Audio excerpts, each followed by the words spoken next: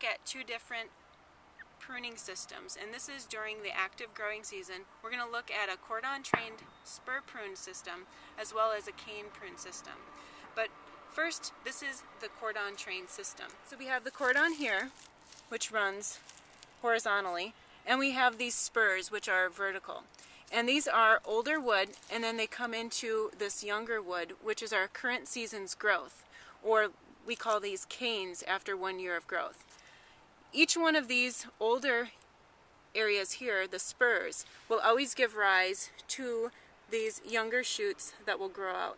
And we call this our renewal zone. And if we look up this spur, this happens to be a spur that was pruned down to one bud, but we have two buds that grew. And you can see the shoots that come out from this.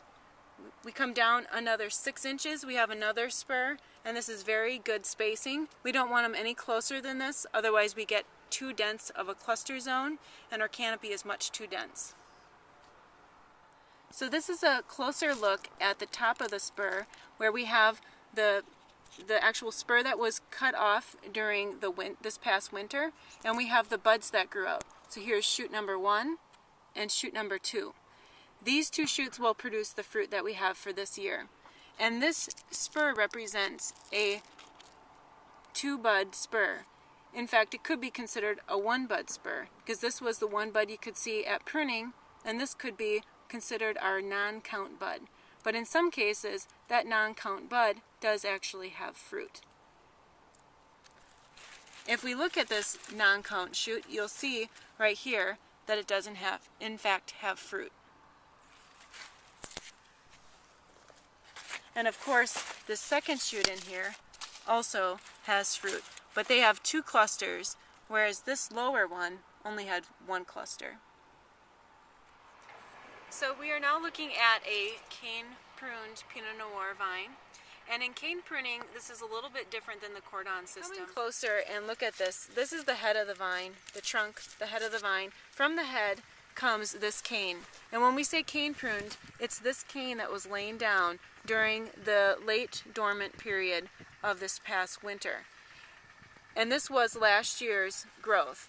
And on it, it had buds at each one of these positions. And from those buds grew the shoot that we have this year. One of the reasons that we use a cane prune system is because some of the basal buds on a shoot oftentimes do not produce fruitful shoots. So for example, some of our shoots further up that would have been at the 3rd or 4th and later on bud positions that are laying out have fruitful shoots, as shown here. In a cordon train system, the spurs are relying on buds that are closer in on the cane and may not be as fruitful. So that's one consideration in a cane prune system. Another thing to consider with cane prune systems is that they oftentimes require a bit more shoot positioning than a cordon train system. If you look at the distribution of the canes here, you see that they're not perfectly straight up. They oftentimes will bunch. Like you see here at the head of the vine, they're bunching in clusters. Over here, they're bunching and they tend to grow in an angle to the angle of the bud. They're a bit harder to go in and actually position in the canopy so that they're perfectly straight to help alleviate some of the bunching and density of the cluster zone. So now we're looking back at the cordon train spur prune vine, where you can look at the shoot positioning in this system.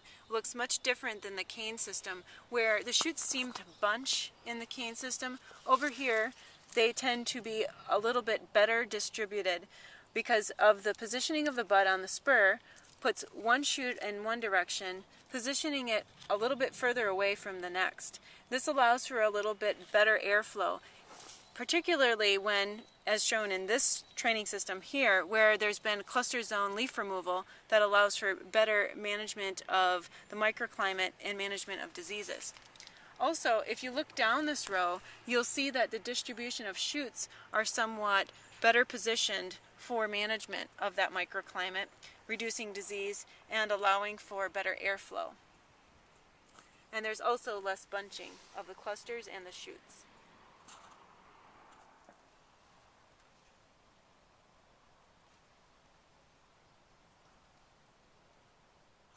So one thing to remember with a cordon trained and spur pruned vine is the placement of your spurs and maintenance of the spurs.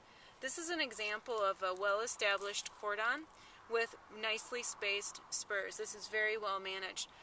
The spurs have enough space between them.